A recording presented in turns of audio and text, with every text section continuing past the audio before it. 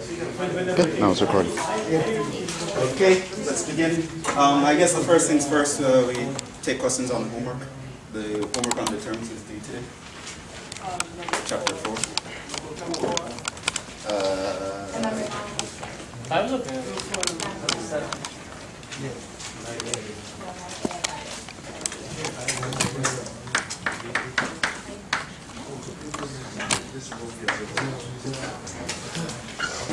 Number 4 is not very important. It's just like showing an application of determinant.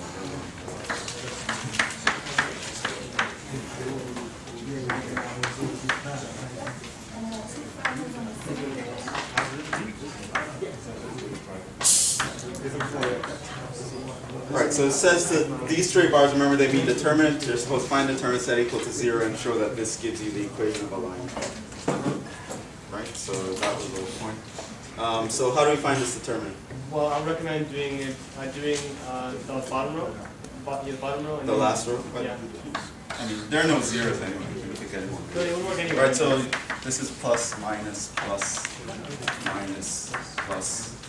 right? So then it will be x times the determinant. You block out everyone in his row in his column.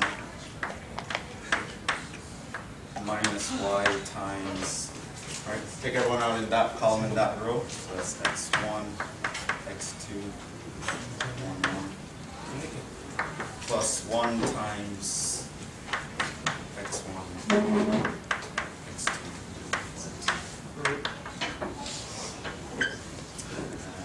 So this is x times y1 minus y2.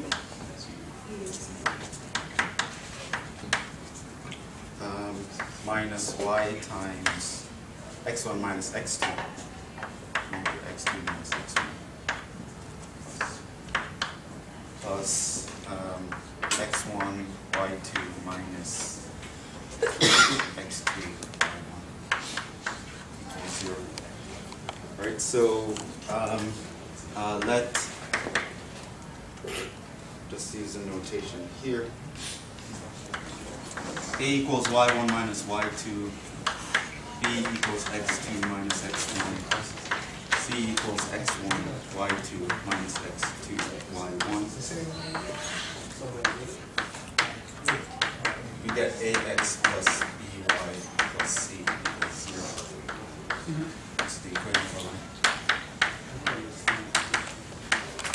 Also, interesting enough, if you actually were to add the y to 0, and you get y to the x plus b, you can divide by your... Yeah, you could do the y equals x plus b. Yeah, you could derive the form for the slope, yeah, y2 minus y1 over x2 minus x1, all that. But we didn't need that here. This is also another form for the equation of a line. This is called the standard form. And that's fine, if you can get something in that form. So that was it. Just find the determinants and then realize that you assume that your x1, y1, x2, y2 are constants, so it sort of looks like this form. Why can we assume that anyway? B. Wait, why can we assume that? Why can we assume that? Notational reasons. Show that the points this and that lie on the line. So basically it just means if you plug in your x1, y1,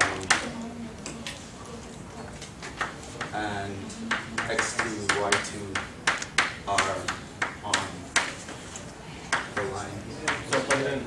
Just plug them in, right? So x1, y1 is on the line since if I plug in x equals x1 and y equals y1, I would get x1 times y1 minus y2 plus y1 times x2 minus x1 plus x1 y2 minus x2 y1. This is equal to x1 y1 minus x1 y2 plus y1 x2 minus, put the x's first, x2 y1 minus x1 y1 plus x1 y2 minus x2 y1.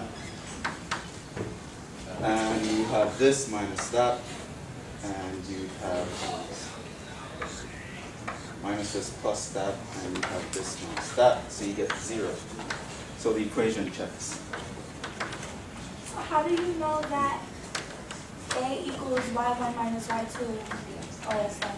Oh, because they gave me this general form. Yeah. So to make it look like that, I just say, oh, this has the form, except this is functions as the A, this is the B, and this is the C. It's just like, yeah. And so equation checks, x2, y2 done similarly first. Just check that when you plug in these coordinates, you actually get 0. The equation makes sense. And that was it. Part C. Again, part C is just plugging these guys in there. So you plug in at part C, take minus 1 comma 1 to be x1 y1 and 2 comma minus 1 to be x2 y2. And so you plug these guys into this general formula here, and then it will give you the equation of the line that has the 2 points. That's it. Other questions?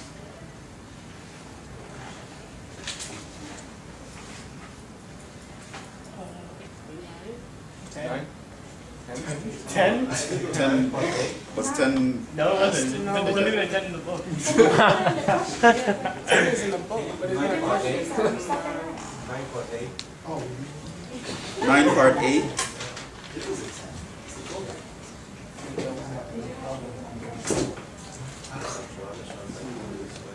Can I start here?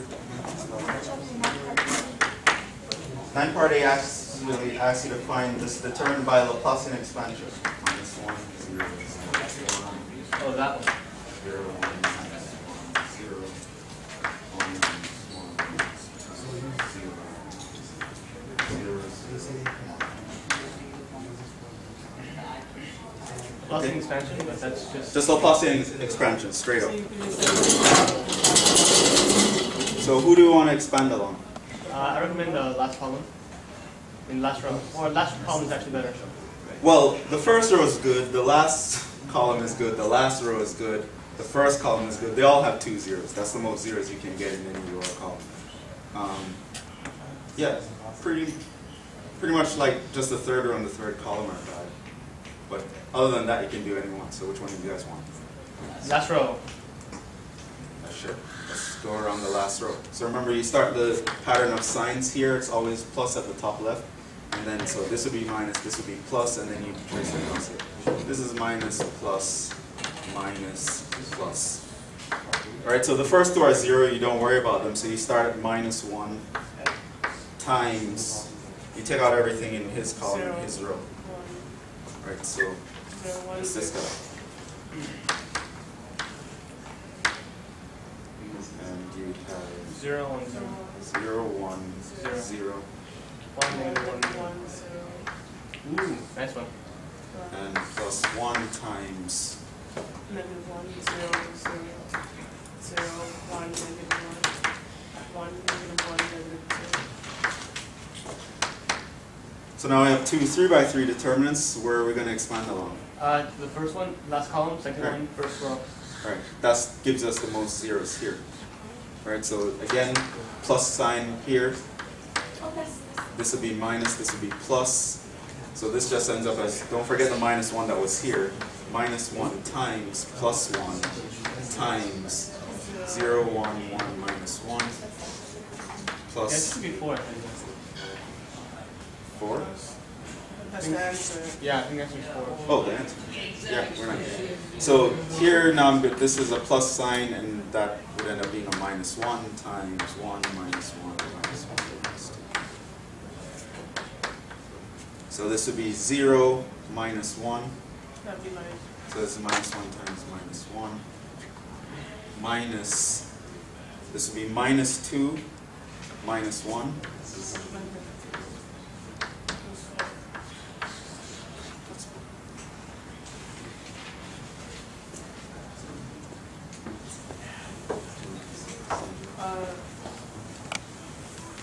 Question? Like because when I was doing triangular, I had like that one sitting there. So Yeah, the thing is divide this by, so you have a fraction. If it's the last step, make it so it's a fraction, and then add it, so the 1 cancel out. Using row reduction to triangular form.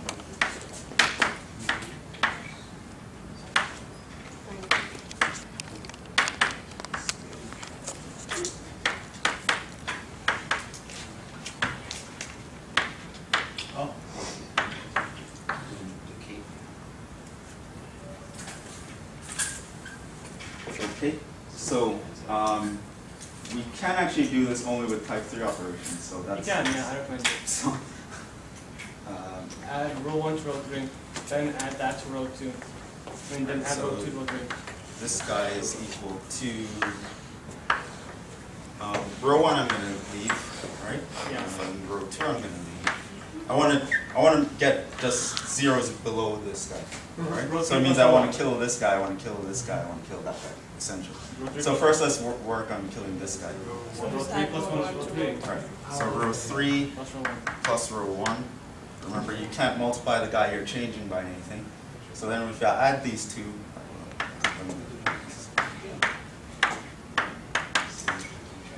now I add the 2.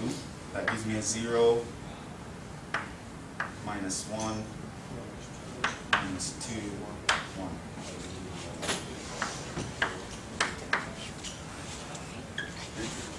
So now let's work on killing this guy. Add row 3, row 2. I mean, add row 3, no, add row 3, row 2.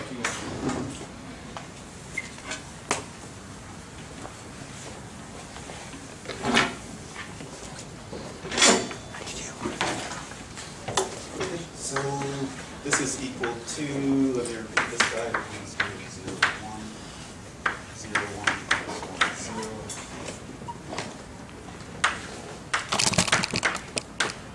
Okay, so I want to kill this, just add these two. Add row 3 plus row 2, 0, 0, minus 3, 1.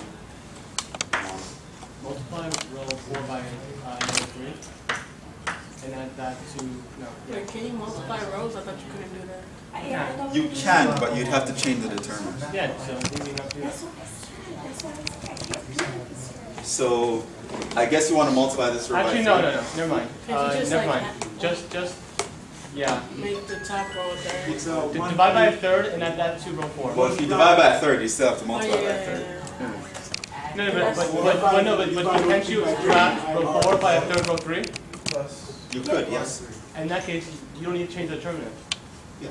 But then it's still like, I didn't find the answer. You didn't find what? I couldn't find the answer. I did that step, and then when I did multiply by a negative 1/3, so to cancel it out, I got a different answer. I'm like, what the Oh, hell? you could do that. Let's actually do that, and then we can do the alternative, so you can compare. I mean, here it's pretty harmless to do a type 2 operation. I wouldn't. But in general, you don't want to forget to have to multiply. Anyway, so 0, 1, minus 1, 0, and 0, 0, minus 3, 1. And so this one I'm going to change by doing what? Row 4. So right, can't multiply this by anything because that's the row I'm changing.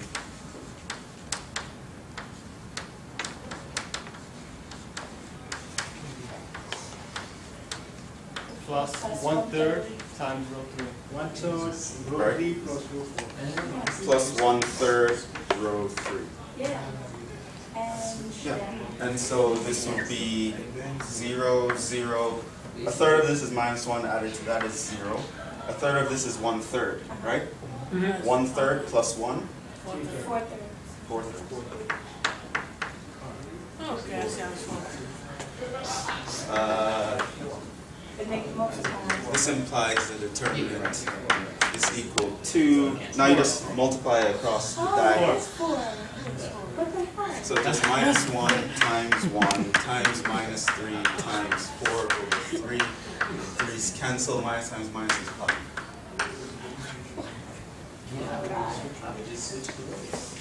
Okay, so Switch rows, you have to negate the determinant. okay. So So things like that you have to remember. Yeah, you could switch and then use a 3 instead of a third. That would be fine. That works. C. So it says use pivotal condensation, and they tell you who they want to be the pivot.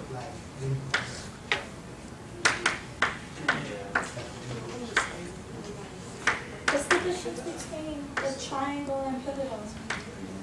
Pivotal, you don't have to get a triangular form. You just decide to kill all, make everyone 0 in a column or a row except one guy, and then just do Laplacian on that column or row. Oh. So you don't necessarily have to get all zeros here. Wait, and what's that called again? Pivotal condensation. -2, 0, 0, 0. Right, so for example, here they said they want A14 to be the pivot, right? A14. And zeroing out the rest of the 4th column, which means you want to kill this guy. Yep. Right. Okay. Mark him. Die. Okay, so basically what pivotal condensation just means do a row operation to kill that guy, right? And we know the safest row operation is a type 3. So you just subtract 1 from So Row 3 this from is row 1. -1, 0, 0, 1, 0, 1, -1, 0, 1, -1, -2, 0. And so this guy I want to kill, so what I can do, I have to leave row 4 untouched, because that's the row I'm changing, and then I have to multiply this by 3, subtract the other. So now it's row 4 minus row 1, so it's 0 minus a -1 gives me +1, 0 minus 0, 0, 1 minus 0, 1, 1 minus 1, 0. And so now the idea is we do pivotal condensation and we get something like this, which means just now we do Laplacian expansion along that row. We don't care that it's not in triangular form. Yeah, but be careful with the plus minus plus. So this is plus, minus, plus, minus. So I know that this is minus times 0, 1, minus 1, 1, minus 1, minus 2, 1, 0, 1. I recommend doing the first column as you were starting. You recommend the first column?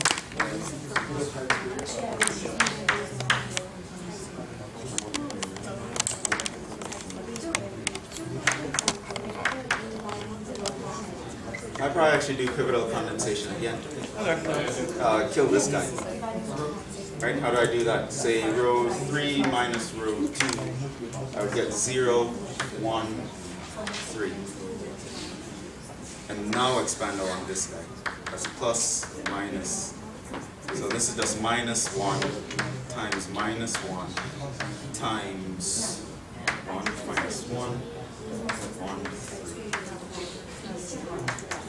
So this is just 3 minus a -1. And part D is the same as part C, except that you pick Slightly up. harder. Slightly harder. Is that it? Yeah. Thank you. Yes. Now we move on to inverses.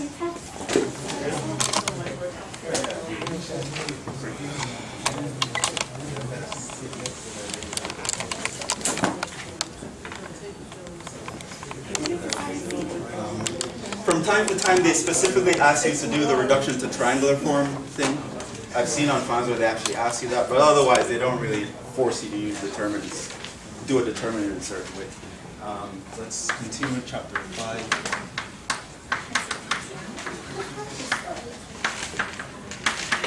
Let's just recap what we did.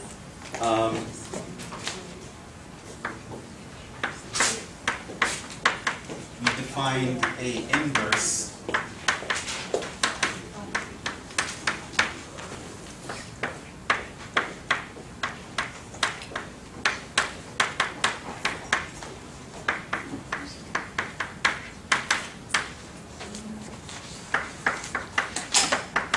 following way, right? A inverse is just a matrix that when I multiply by A in either order, I get the identity matrix, right? This is what was called the inverse matrix.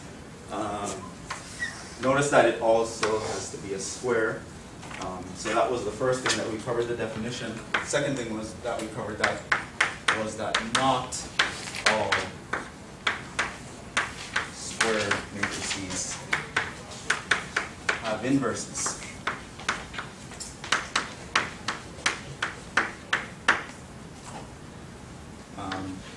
A inverse exists if what? What was the condition? If it doesn't equal Wrong isn't 0? The determinant should not be 0. Okay. Right? So A inverse will exist if and only if your determinant is non-zero, right? Which means if A inverse exists, you know the determinant is not 0. And if you know the determinant is not 0, A inverse exists. You know one by knowing the other. They're actually equivalent, right? So that's another thing we covered. And we also covered just the names for stuff. Some things. A inverse exists, then A was called invertible or non-singular. You might see both terminologies. A inverse does not exist,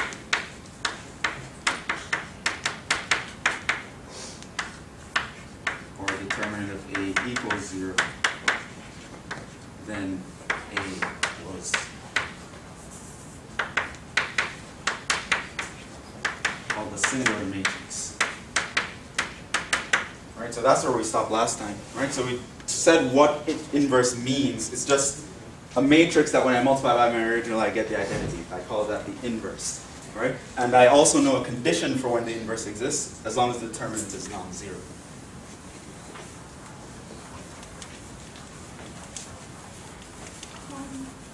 So now we're going to talk about how to compute. Yes, do you have questions? Yes, so if A does not equal 0, there's a guaranteed inverse for it? Yes, if the determinant is non-zero, you will guarantee you will be able to find an inverse. Yes, you'll always be able to find it. So the arrow in both directions mean they're equivalent, right? One happens and the other happens. So it can't be a either function. direction. So it can't be a function then. What do you mean a function? If you were to bring it back into functions, it can't exist as a function, can it? No, our matrices are all linear functions, all of them, whether they're invertible or not. So it's just this is defining an invertible map, right? Oh. A map where you can actually find an inverse.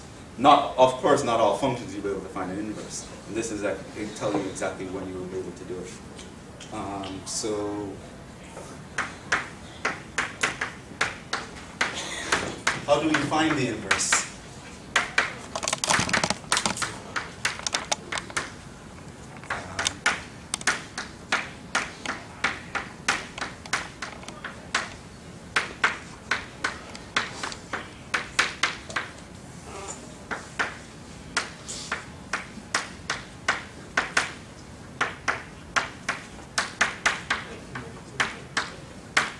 Several methods, they're all annoying. I'm just going to pick one. If we have time, I'll show you the other one.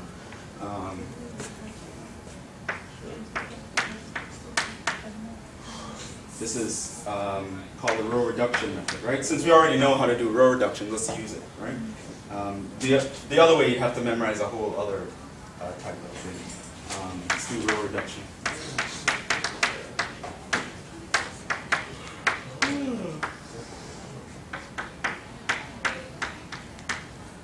Basically, we have a theorem.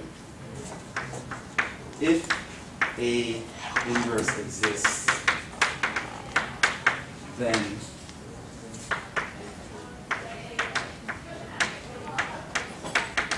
the augmented matrix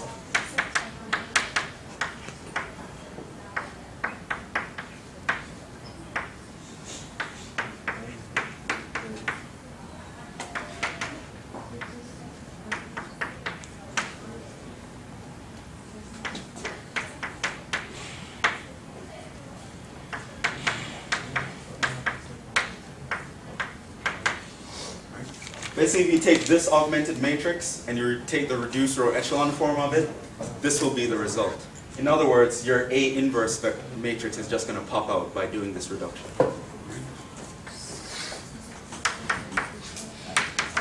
That is start with the augmented matrix A augmented with IN, do row reduction.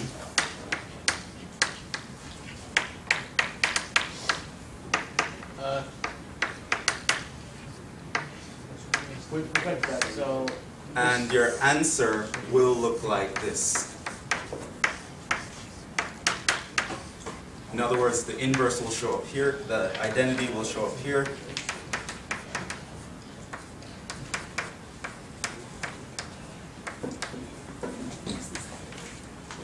And A inverse will, the inverse of A will show up here.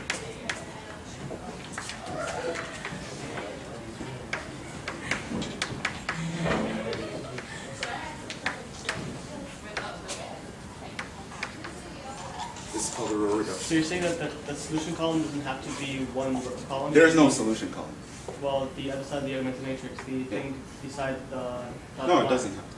It doesn't, I mean, in homework 1, you did something where they told you a matrix P and A and B and things like that. So it doesn't have to be a solution column, because again, you're thinking of matrices only in the context of solving systems. Remember, they go way beyond that. we're engineers, so we're going to use this more. So that's basically the idea. So you set up this augmented matrix, find the reducer or echelon form, and your A inverse part is just going to show up on the right side. Right, so let's do an example with, simple example with a 2 by 2.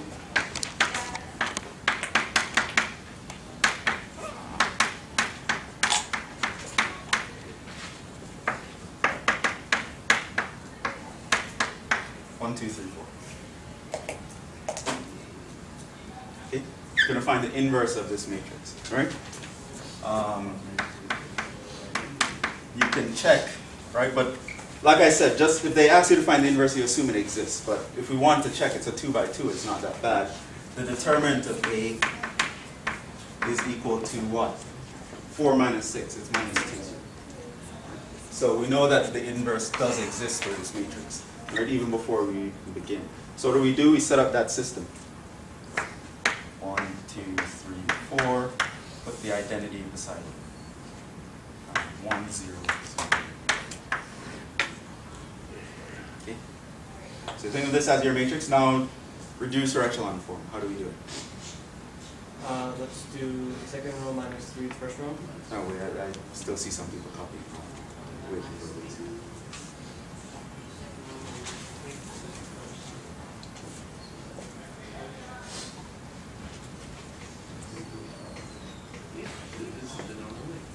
Okay, I think everyone's done copying. All right, so yeah, what do?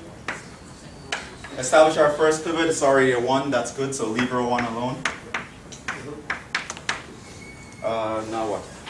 Second row minus 3 the first row. R2 minus 3 row 1. Sure, we can do that. And that's going to give you what? This minus this. 3 times this is 0.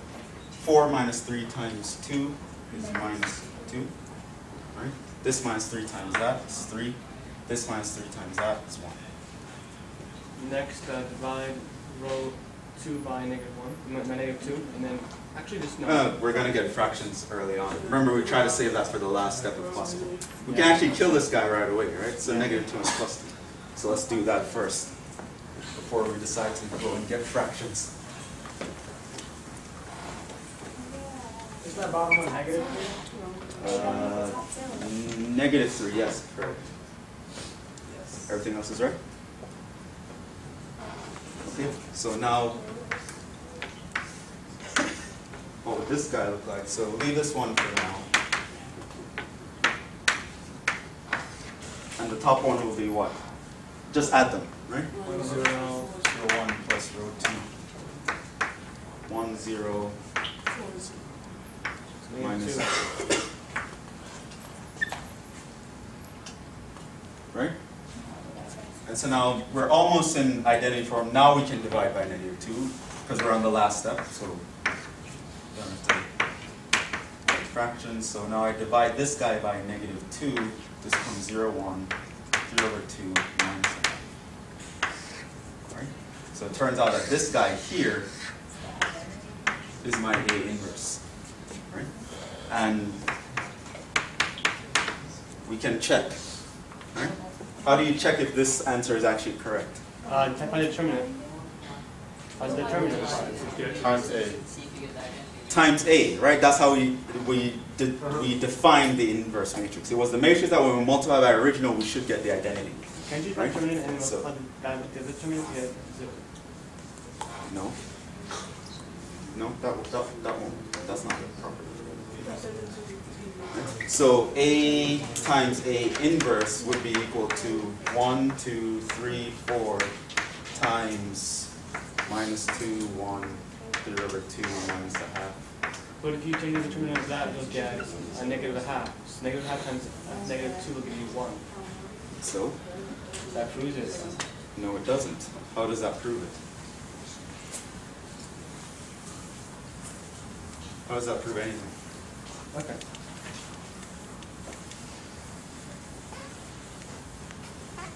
Pretty coincidental, I guess.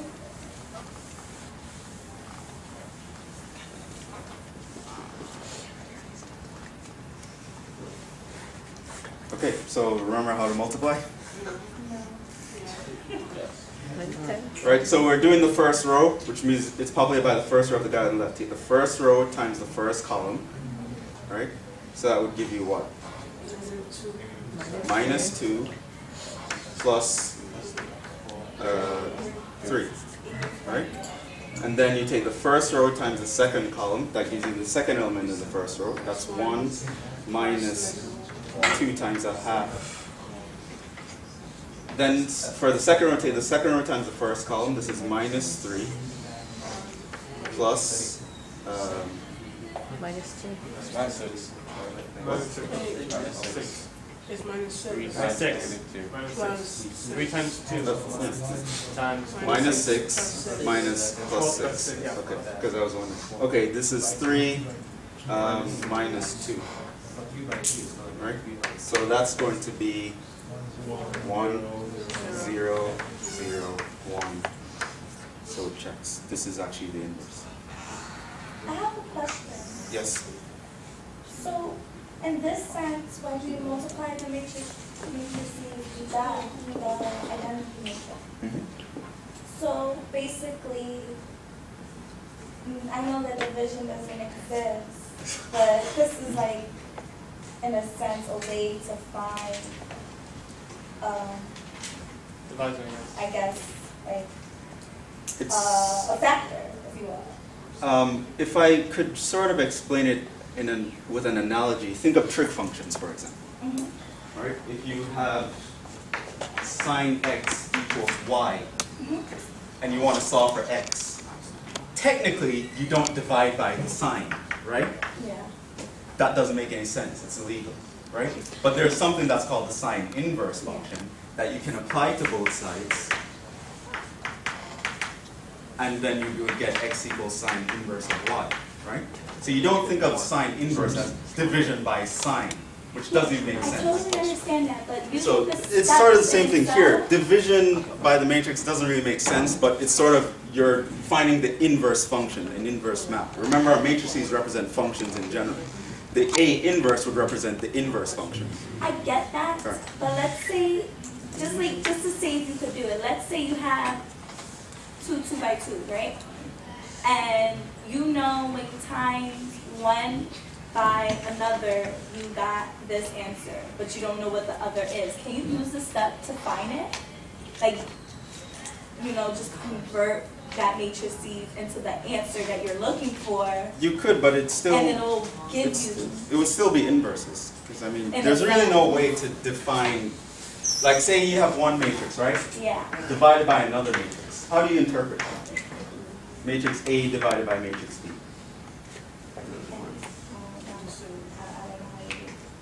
Oh, matrix A multiply 1 over matrix B. So you say this is A times 1 over matrix B, And you say you want to call this B inverse. Is that what you're saying? Yeah. Okay. But what if I wanted to define it as 1 over B times A? Could I do that?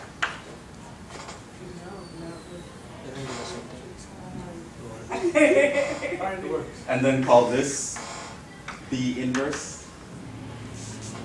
Because I mean, with regular numbers you can do that, right? 2/3. I can think of this as a third times 2. Yeah. Or I can think of this as 2 times a third. Yeah. Right? Because division has that property. It's sort of like multiplication in Oh, the some way you sense. were like, oh, it was to the power. I'm like, how do you get a power? Oh, yeah, I guess. Right. But remember, matrix You can't multiplication switch, yeah. isn't Yeah. commutative. Yeah. This doesn't apply, which means your whole property of division that you remember from arithmetic, it just doesn't work. apply, okay. It doesn't fit. Right? Because then there's this ambiguity. Well, the guy on the bottom, do you put him on the right or on the left?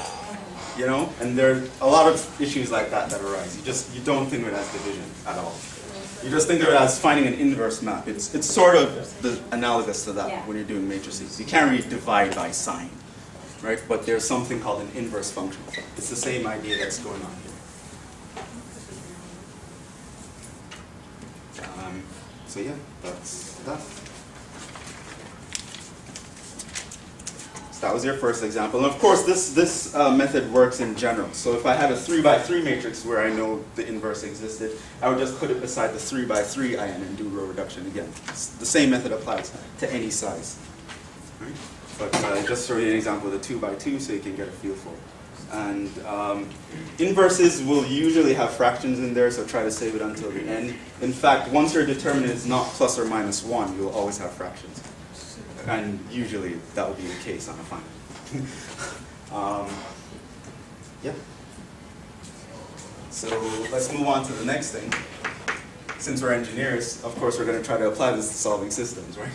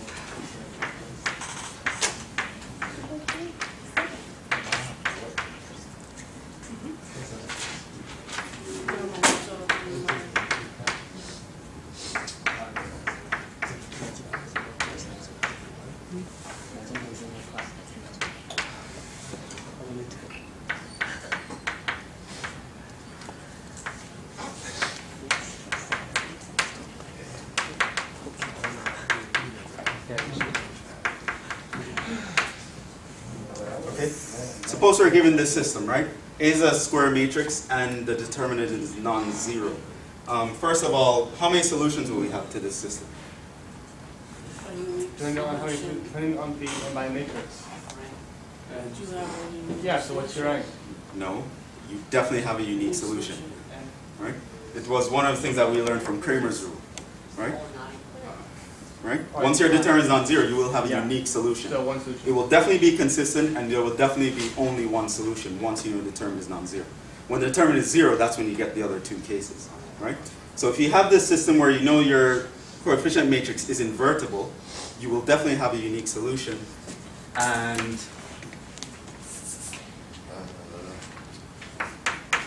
then the solution is given by x equals A inverse times B. That will be your unique solution. Do matrix multiplication with the inverse, and that gives you the solution to the system. Makes sense, Right? actually. This happens since if I have AX equals B, then I can multiply on the left both sides by A inverse. Right? By our property of inverses, this just gives you the identity. But the identity times anything is just itself.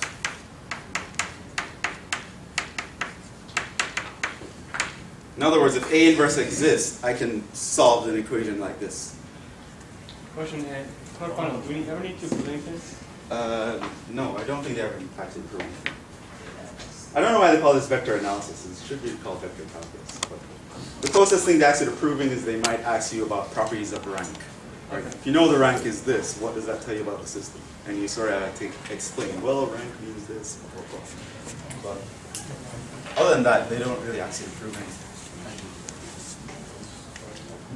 So this is a property. A is invertible. I can multiply both sides by A inverse, and it kills the A over here, and I'm just left with the X. So I can actually get to the solution by multiplying by the inverse. And so given this system with an invertible coefficient matrix, that will be my solution. There will be only one given by the product of those two matrices. An example.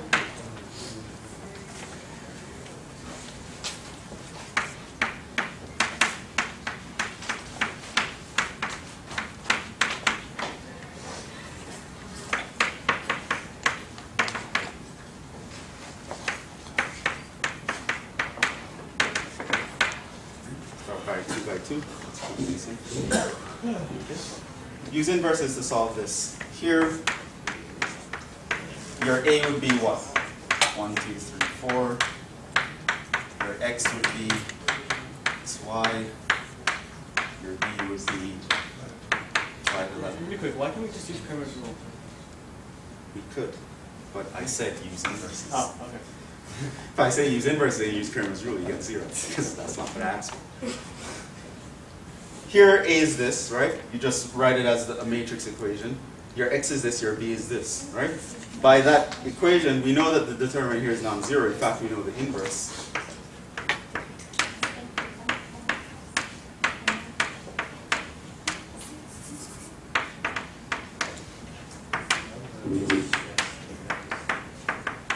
A inverse is actually equal to minus 2, 1, 3 over 2, minus a half. Right? So, in a final, they ask you to use inverses. You go and you do this whole thing that we did, and you'd find that. Once you find that, you just apply that equation. This implies the solution is equal to A inverse times B. This is equal to minus 2, 1, 3 over 2, minus a half, times the B column, which is 5, 11. And what's that going to be? Right? This times that, so it's minus 10 plus 11. There's no one else. And then the second row times that. So what do you get? 15 over 2 minus 11 over 2. So this is 1. That would be 4 over 2, which is 2. So xy is equal to 1, 2. That will be our solution. 1 and 2 actually solve this system. And of course, we always check our work.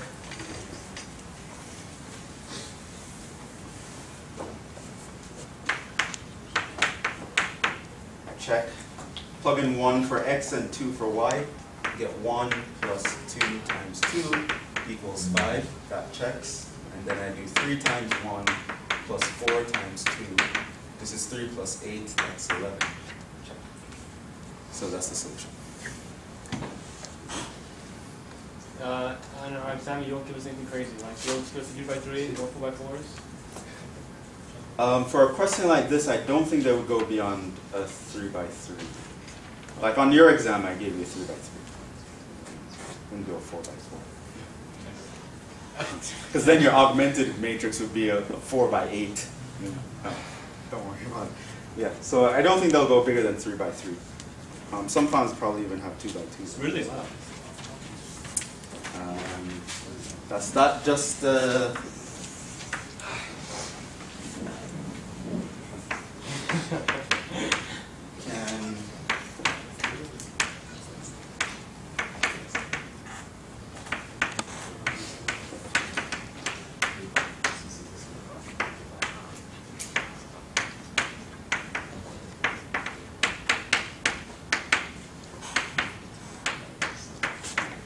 Right now I'm just going to tie all these things together. So what have we learned? The important facts that chapters 4 and 5 tell you are the following. They tell you that the following are equivalent.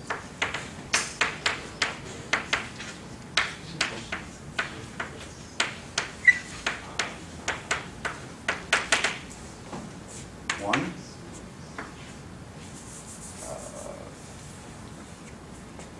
for a square matrix, for an n by n matrix.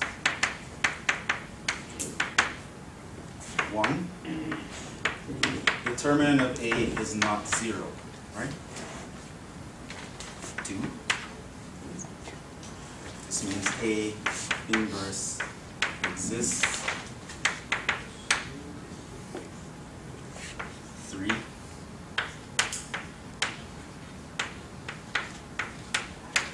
Kramer's rule applies. Isn't there like 7 things? Huh? Isn't there like 7 things that are true to this? For the system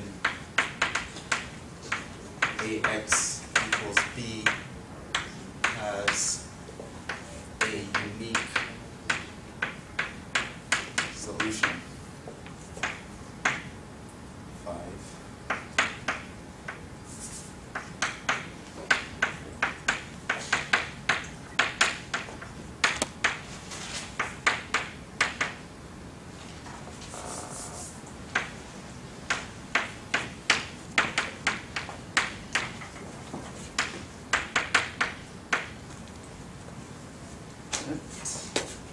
That's 5. I have 6. The reduced row echelon form of A is by n, which gives us 7. The rank of A equals n. Right? The following are equivalent, which means if you know any one of these, you know all of them. Right? So it might be surprising, but it's actually true. It doesn't matter what your B is. If your determinant is non-zero, you can find a solution. It doesn't matter how crazy you try to make the numbers over here. It will have a solution, and there will be only one. You kids are too young. What?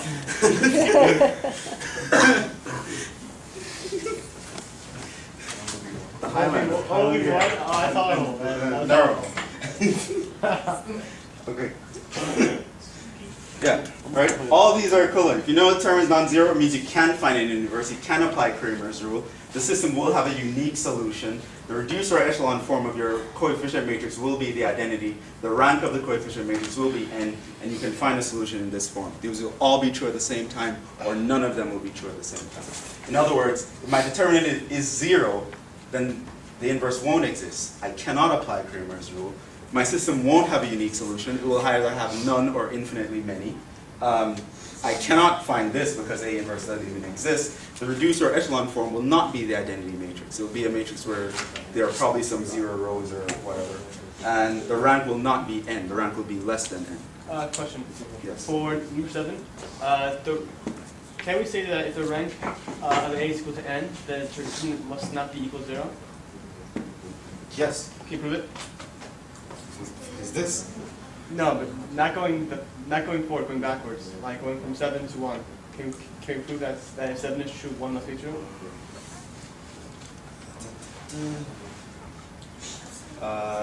Yeah. Right? Just apply what you know about your determinant theorems. Basically, if you use row operations to get it to look something like the identity, which you can, then you can multiply along the diagonal. And it will be non-zero by definition. And I'll be able to so do that it proves because one. the rank is, yeah, okay, Yeah. that makes sense. Because the rank is n, which means Yeah. you will have a pivot along all elements of the diagonal, which means you can find the determinant by multiplying that if you reduce it to a triangular matrix.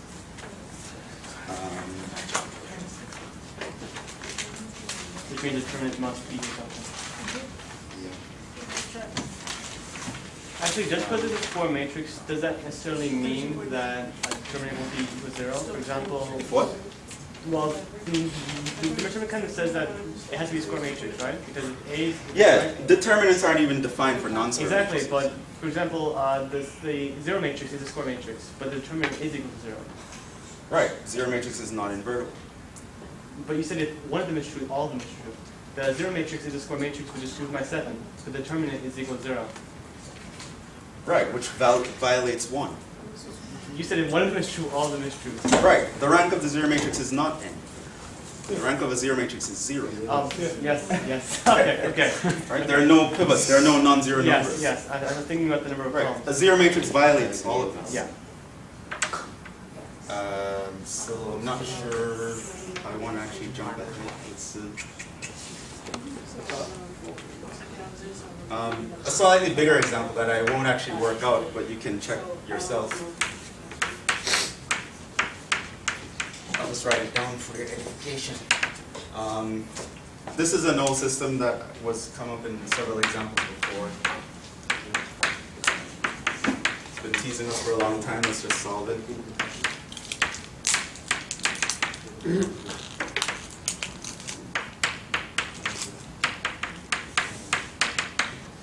There's this guy here. Your A would be the matrix 1 minus 2, 3, 2 minus 1 minus 1, minus 3, 1, 4. Your X is obviously just X, Y, Z. Your B is just 1, 0, 0.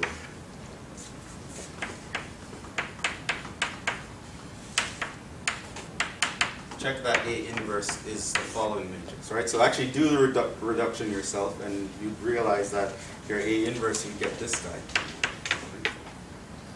Just want to skip the working out because I actually want to start talking about eigenvectors, so you have some chance at the bonus problem on test.only. So I'll just go through this.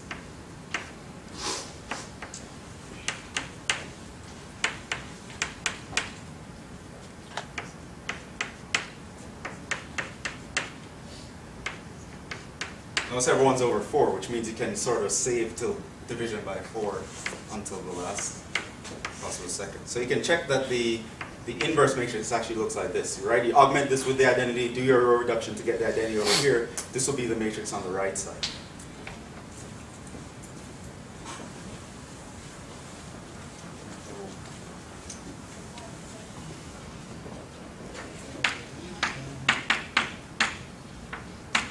Which means X, Y, Z will be equal to that whole matrix.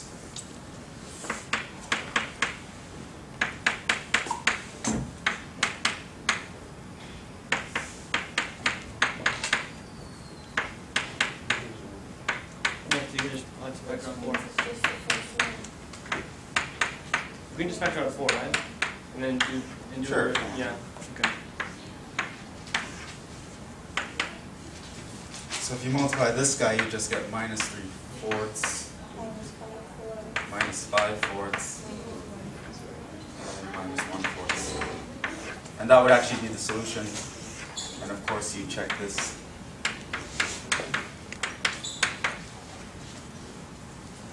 Oh, incidentally, matrices are really annoying, so if you want a quick check, you can again go back to Wolfram alpha, which I mentioned in my syllabus at the beginning of the semester, just so you know. Notation for matrices in Wolfram alpha.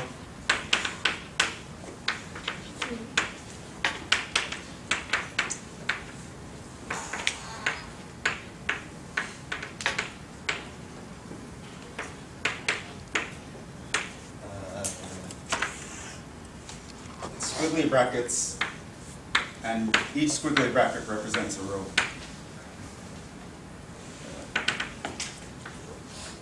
Right, so here you put the first row, and here you put the second row, etc. And the elements in the row are elements separated by commas. Right, so if you're practicing any extra problems where the answer is not in the book or something and you want to check it, you can actually do this. For example, if you didn't want to go through it, you wanted to actually check your answer here, you can simply go to Wolfram Alpha and type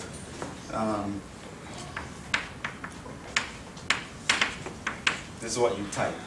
Inverse of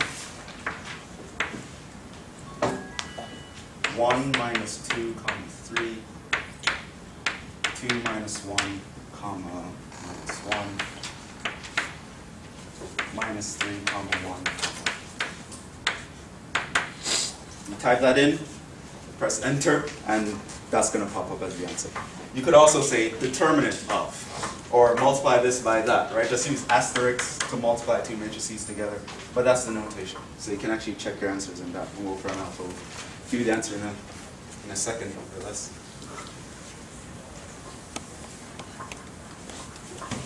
Okay, so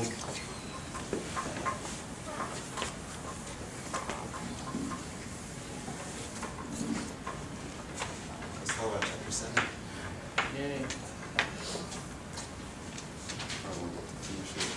Is this the last chapter in the book? Huh? Is this the last chapter in the book? Yeah. For us, huh?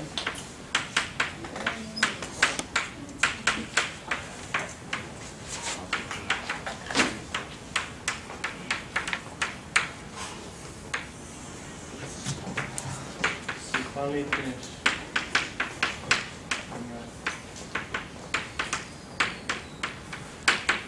Right? So, I mean, if we had time, I'd really like to explain about transformations and what an eigenvalue and eigenvector really is. Maybe I'll talk about that a little bit next week.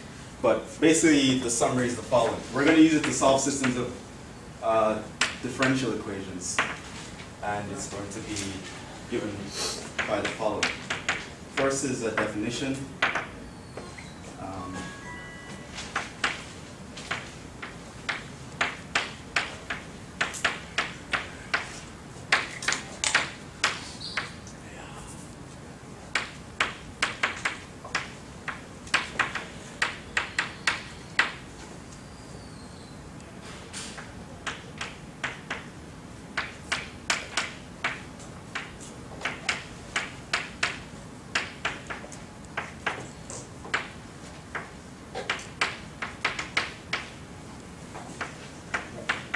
Determinant of lambda I minus A.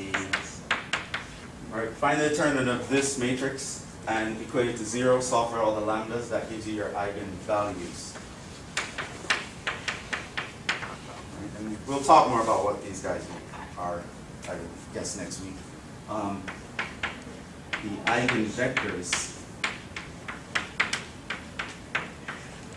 of A are the vector solutions of lambda I minus A x equals to 0 minus. Yeah.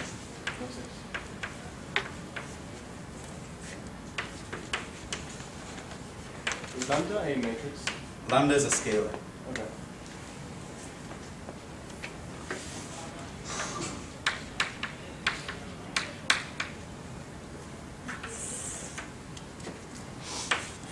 So that's how to compute them.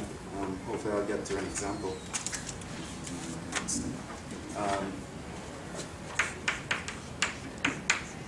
For the system,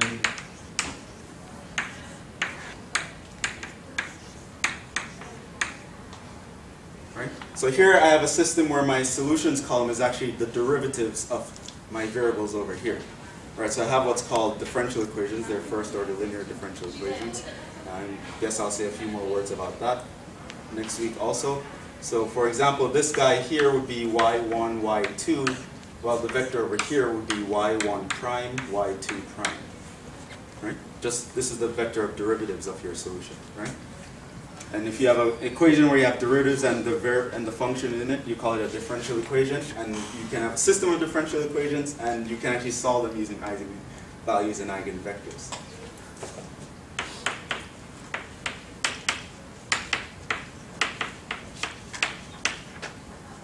Your solution y will be given by C1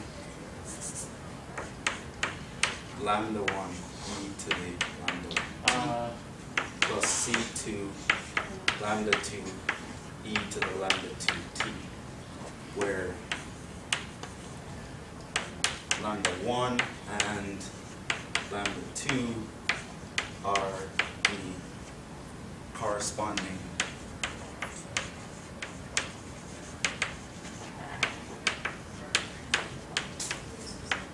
eigenvectors for It's an x2 lambda 1 or and lambda 2. 2. Huh? X2 or lambda. There are no x's here. These are all lambdas. Okay. So if you took differential equations or are taking differential equations, you'll sort of appreciate why the solution looks like this. But truth be told, even if you do take those, you don't know why the solution looks like that. They just say, well, this is what the solution looks like. We're going to solve it. Assume your solution looks like this. Why? Just because. So true. Yeah. Differential equation is sort of like that. It's one of those weird parts of math where the answer just come because someone just guessed it at one point way back in history and read, oh, this works. And then they proved, and then after figuring out this works, they asked the question, well, is this the only kind of solution for this equation? And then they proved that, yeah, all other answers would be equivalent to that answer. And so then they just made it the theory, right? A solution to this equation looks like this. Why? Because some guy way back when guessed it and it was right. Okay, so. That's amazing, actually. Yeah, differential equations, partial differential equations, yeah, that's almost all what it's about. Some guy just guessing and then, oh, just assume the solution looks like this. Okay.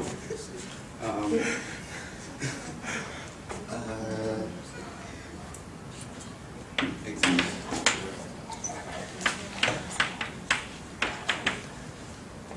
Maybe I can get through finding eigenvalues and eigenvectors in a couple of minutes. Let A be the following 2 by 2 matrix, -5, 2, 2, -2.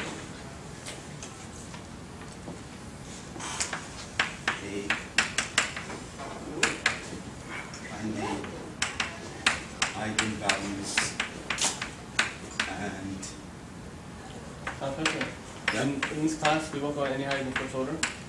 no. I have a question. And in fact, you won't go any higher than 2 by 2. They will always ask you a 2 by 2. Wow. They will always ask you exactly the question I'm asking you, like in all finals. They just change the numbers. It's just something you should know. Yeah? Does it exist when the matrix already equals 0? When the determinant of the matrix already equals 0? Which matrix? A? Yeah. Because here you have the determinant of lambda I minus 8 equals 0. But if it's already 0, does the eigenvalues or No, because you won't be able to solve the system. Okay. Determinants come into play here, which means you want non-zero determinants all over the place. Right? Because then if your A was 0, the system would not have a unique solution. Oh, okay. Right? So let's just do this. This will help you to do the first question in the bonus problems on your exam. So let's find the eigenvalues first, because you're going to use them to find the eigenvectors. So here we want to solve lambda I minus A, the determinant of that equals 0, right? So we're taking lambda times I, it's the identity matrix. This just means lambda 0, 0, lambda minus the matrix A.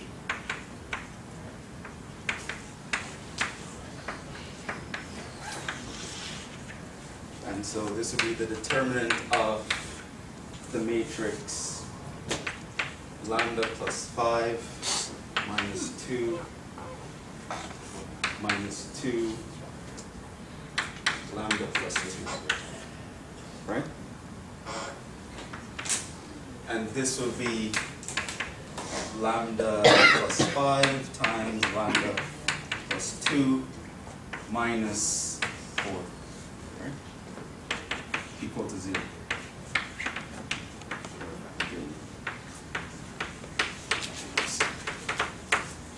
Right. And now you just want to solve this for the lambdas basically. So this is lambda squared plus 5 lambda plus 2 lambda plus 10 minus 4 equals 0.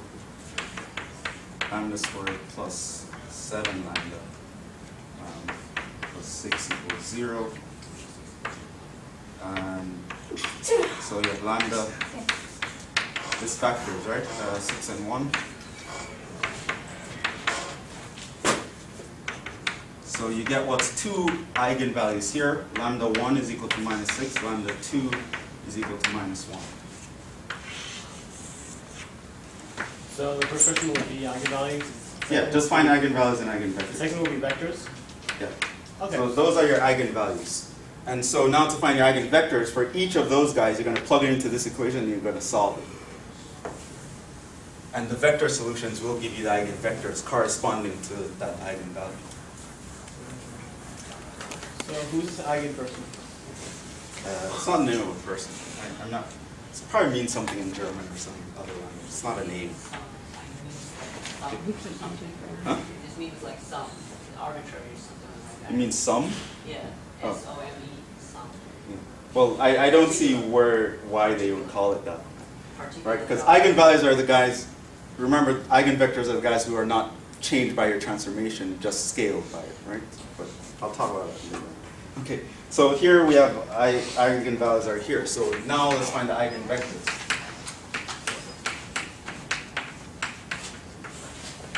For the first one, you have to find one for each, right? So for lambda 1 equals minus 6, let's find the eigenvector, right? So what I do is I want to solve lambda I minus a times x is equal to 0. In other words, lambda I minus a looks like this guy, right? So now I'm just going to plug in minus 6 for the lambdas.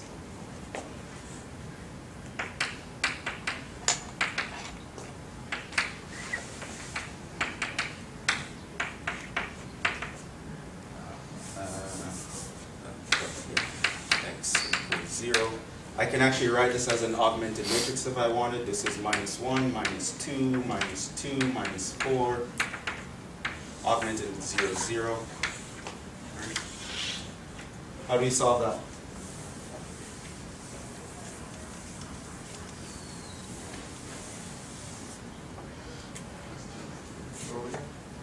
Row reduction, right? Want to make a pivot here, you can just multiply by -1.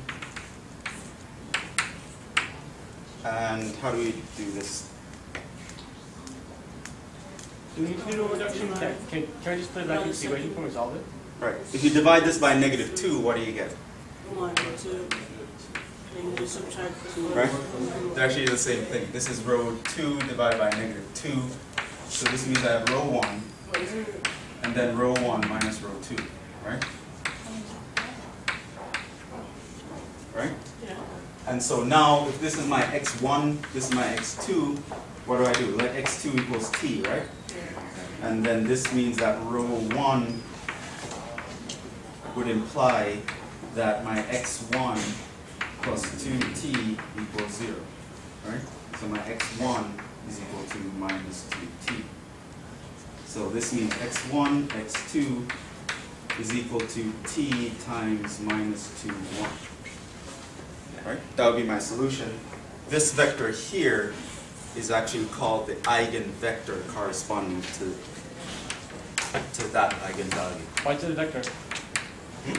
Why is it considered an eigenvector? Come again?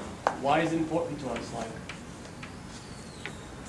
To us as engineers, it helps us solve systems of differential equations. how? I gave you the formula. That was what Oh, I I wrote see. here.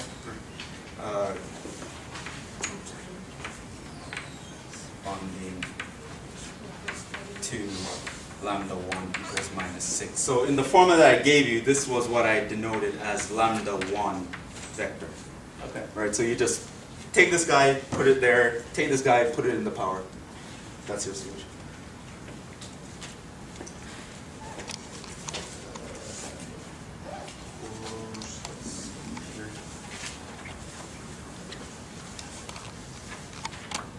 So it'll always be parallel. The first row will always be parallel to the second row, right?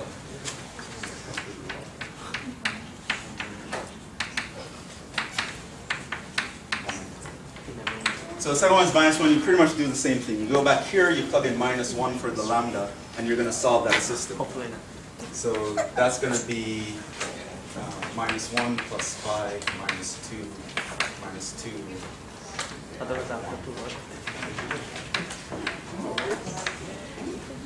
So this is 4 minus 2, 0, minus 2, 1, 0. And then same thing. Right? So, You can just take a negative 2 over the top. yeah, this is 1 minus a half, 0. This is row 2 over 2. And I would get 0, 0, 0 again if I do what? Take row 1 plus 2 row 2. Alright? And so here my solutions would look like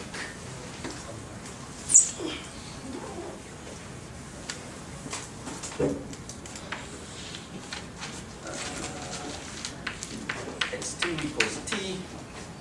Then I would have x1 minus 1/2 t equals 0, which means x1 is equal to 1/2 t.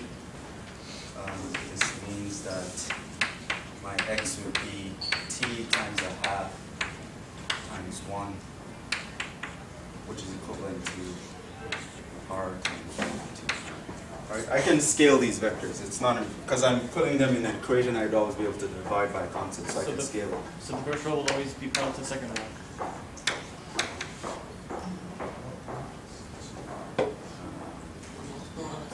T over 2. Come again? So the first row will always be parallel to the second row. They'll always be parallel. Not always. For 2 by 2 systems. But that's all we're going to have. Come again? And this is the eigenvector corresponding. Do you have to scale it, or can you just? No, if you give me that as the answer, that's fine. When you're plugging it into your equation, though, it might give you trouble.